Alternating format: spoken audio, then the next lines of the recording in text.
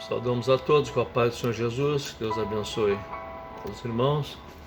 Nós vamos compartilhar mais uma parte da mensagem, parte 6, de 9 mensagens, garimpando a Bíblia, o dever de todo cristão, falsos ensinos, falsos mestres dentro da igreja, que está registrado na carta de 1 Timóteo, do capítulo 1 ao 6, quando Paulo escreve essa carta a Timóteo.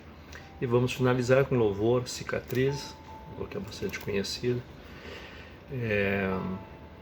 Hoje em dia a sociedade dá muita ênfase à aptidão física, às condições físicas, mas a saúde espiritual, ela é também, de uma mesma forma, ela é mais, podemos dizer assim, importante, e uma não retira a outra, As duas juntas são uma bênção para realizar o trabalho de Deus, Tendo saúde, as coisas avançam, E esse texto é muito atual quando a gente fica assistindo, vendo, participando e conversando com as pessoas, os líderes.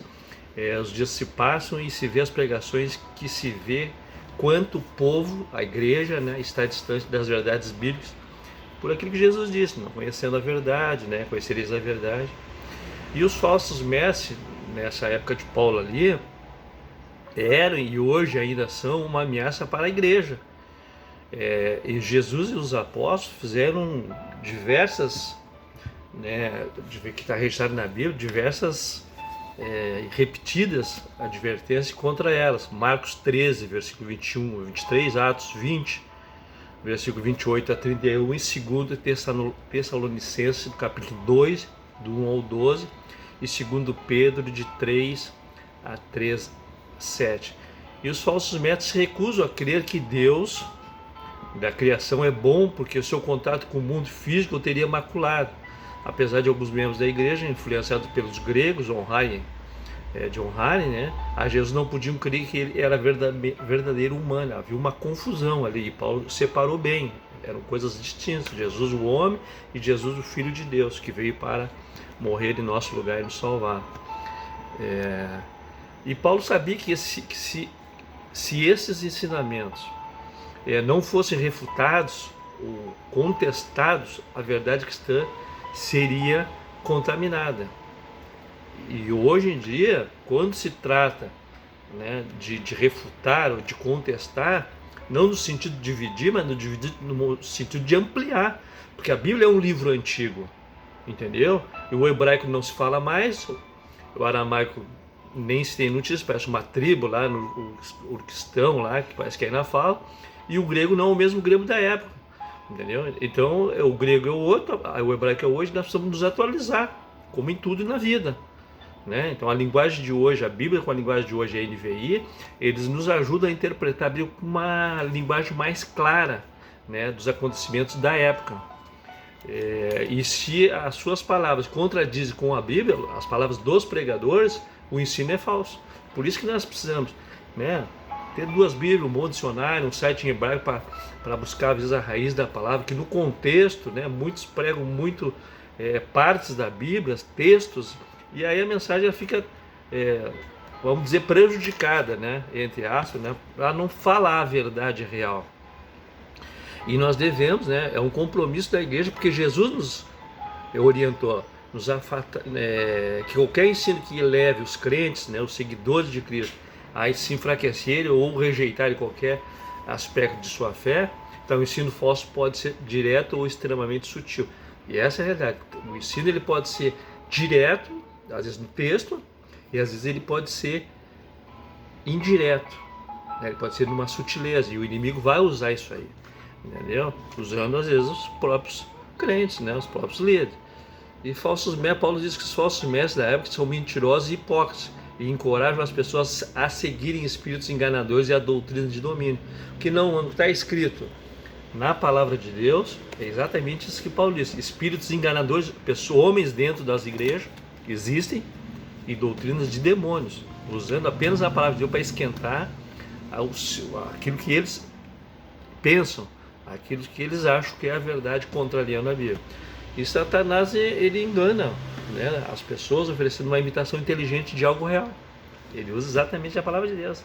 O real ele torna irreal, cria uma outra situação, porque ele conhece muito mais a Bíblia que muitos pastores, muita gente. e os falsos mestres ditaram regras severas, como proibir as pessoas de se casarem ou de cometer, na época, certos alimentos, e hoje muita gente não come, a proibição de alguns casamentos, e uma série de coisas que não é o caso aqui. E isso fez o povo da época a se parecerem autodisciplinados e justos, criaram uma falsa doutrina, uma falsa orientação e uma rígida disciplina para o corpo, porém não podia remover o pecado. Colossenses 2, 20 a 23. E isso a gente vê muito bem. Cada placa, cada denominação pegou parte da Bíblia, umas agora até deram uma flexibilizada, né? Teve a época da calça comprida, do vestido comprido, cabelo comprido, e hoje eles começaram a ver que isso aí ficou lá atrás, não tem nada a ver com a igreja de hoje, entendeu? Mas muitos continuam com esses falsos ensinos. Qual é o problema do cabelo? Nenhum. Qual é o problema do vestido? Nenhum. O problema é quando vai acrescentar ou remover alguma coisa da palavra de Deus. E aí eles usam algum subterfúgio para iludir as pessoas, né? E o Satanás vai entrar por aí mesmo. Não devemos ficar impressionados, indevidamente impressionados com o estilo ou com as credenciais de um ensinador. Devemos observar os ensinamentos que ele transmite a respeito de Jesus Cristo. Suas conclusões a respeito do Senhor mostram a fonte de sua mensagem. Camar já chega dizendo que ele é doutor, que ele é isso, para ele está tudo certo, mas o que nos interessa é o que ele entende, o que ele vive e pratica do livro, da palavra de Deus. Entendeu? Então o camarada já chega dando um título, que ele é desembargador, que é juiz, é médico, advogado, está tudo muito certo, né? Vocês veem o irmãozinho chegar e dizer, sou pedreiro, sou carpinteiro, né? Sou cozinheiro, né? Sou faxineiro, né? Entendeu? Então, assim, é para esquentar aquilo que vai trazer, né? Para as pessoas se impressionarem com ele, não com o que ele tem a trazer, que não é dele. Então a referência tem que ser a Bíblia e a reverência a Deus, no contexto. Lê outras versões e traduções mais atuais, isso é importantíssimo. Em oposição aos falsos mestres, Paulo afirma nessa carta a Timóteo que tudo que Deus criou é bom, Gênesis 1, e devemos pedir a bênção de Deus sobre as dádivas que ele criou e que nos dão prazer e agradecer por elas, a Deus, nunca ao homem. Deus é o centro, cristocêntrico, o culto deve ser cristocêntrico e não antropocêntrico, o homem. Aliás, seria bom até que ao ler a mensagem se sentasse, como Jesus fazia na sinagoga, para ficar no mesmo nível, né? Horizontal, né, com os demais da igreja. Ninguém é superior. A palavra e Deus, a trindade, que são superiores a tudo. Isso não significa que devemos abusar daquilo que Deus criou. Por exemplo, a glutonaria, um abuso dos alimentos que Deus nos deu, a luxúria, um abuso do amor, que é um dom de Deus, e o assassinato, que é o abuso da vida, que também é um dom de Deus. Em vez de abusar, devemos apreciar estes dons, usando-os para servir e honrar a Deus. E por isso que é bom a gente acordar já agradecendo a Deus, né? Você já agradeceu a Deus hoje pelas dádivas que Ele lhe deu? Você está usando essas dádivas de modo agradável a você e a Deus? Você está em forma física como espiritualmente? É aquilo que nós falamos no início. A sociedade hoje dá muita ênfase à aptidão física, que é excelente, é muito bom, é necessário, mas a saúde espiritual, elas caminham juntos, né? Uma boa saúde física, né? Uma excelente saúde espiritual, para que a gente possa levar a palavra de Deus a outras pessoas. Nossa saúde é suscetível a enfermidades, infelizmente, e a ferimentos, mas a fé pode nos sustentar até mesmo em meio a essas estratégias, a essas tragédias, Para treinar-nos a nós mesmos como servos do Senhor, devemos desenvolver nossa fé, usando as habilidades que Ele nos deu para o servirmos na igreja. 1 Timóteo, capítulo 4, versículo 14 e 16. Você está desenvolvendo seus músculos espirituais, que nós falamos acima. Então hoje a gente vê que a igreja está treinando muito, e ensaiando, ensaiando, dentro das quatro paredes, enquanto Satanás está treinando e preparando e ganhando nas ruas almas para o inferno, né? Então talvez a igreja está aprisionada. Deus tirou do mundo, mas não para colocar dentro de uma caixa quadrada com 4 de tijolos, né? Deus nos tirou do mundo para nós levarmos ao mundo a palavra que Jesus fez, levar ao mundo a salvação, a vida eterna. Quantos convites você já distribuiu hoje, neste mês, neste ano? Dentro da igreja são sempre as mesmas pessoas, já foram alcançadas por alguém que convidou, entregou um convite. Cristo é o Salvador de todos, mas sua salvação somente se torna efetiva para aqueles que confiam nele e lhe entregam a vida. Timóteo era um jovem pastor. Seria fácil para os cristãos mais velhos tratá-lo com desprezo por sua pouca idade. E hoje a juventude, os jovens, eles estão lendo, estão pesquisando, com a tecnologia à disposição. Aí isso facilita para que as pessoas venham comparar aquilo que está sendo trazido dentro das igrejas. Para ganhar respeito dos anciãos, Timóteo, né, ele tinha que ser o exemplo da palavra, no trato, na caridade, no ensino, na fé e na pureza, né? E isso é para todos nós. Ser jovem, se você jovem ou velho, não considere a sua idade como impedimento. Para Deus, todos nós somos iguais. E agora, finalizando, eu coloquei um texto aqui do Henrique VIII, quando ele desembarcou numa ilha com seus soldados para conquistá-la. Ao sair da embarcação, ele colocou fogo em todos os barcos. E aí perguntaram para ele como é que eles voltariam para casa. E aí a resposta dele: na embarcação de nossos inimigos, respondeu Henrique VIII. Então ele tinha a fé, não sei em que, mas ele tinha certeza, ele acreditava em alguma coisa. E a nossa fé está firmada em quê? É que no final nós estaremos no braço de Jesus, pois ele venceu o mal. A nossa guerra, nós estamos indo para uma guerra todos os dias, todos os momentos ali.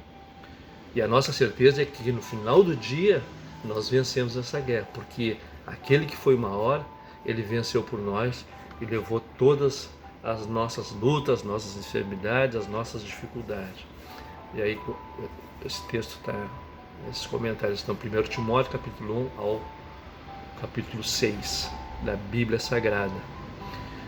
A graça e a paz e misericórdia da parte de Deus, nosso Pai, de Cristo Jesus, nosso Senhor. Está em 1 Timóteo 1:2. Leia a Bíblia, um texto fora do contexto, já era pretexto para a heresia, várias interpretações, foi aquilo que Jesus nos ensinou. Conhecereis a verdade vos libertará. João 8:32. Que Deus abençoe a todos. Nós vamos encerrar um louvor de cicatrizes. Que Deus possa estar operando na vida de todos os irmãos. Deus abençoe a todos. A minha mãe é uma gata, né, gente? O meu pai também. Ele tem os olhos verdes que eu não puxei. Ninguém puxou, graças a Deus. Porque se uma das minhas irmãs tivesse os olhos verdes, eu ia ficar revoltada. E a música é assim, ó. Cicatrizes que provam que eu preciso sofrer pra que eu pudesse ser livre.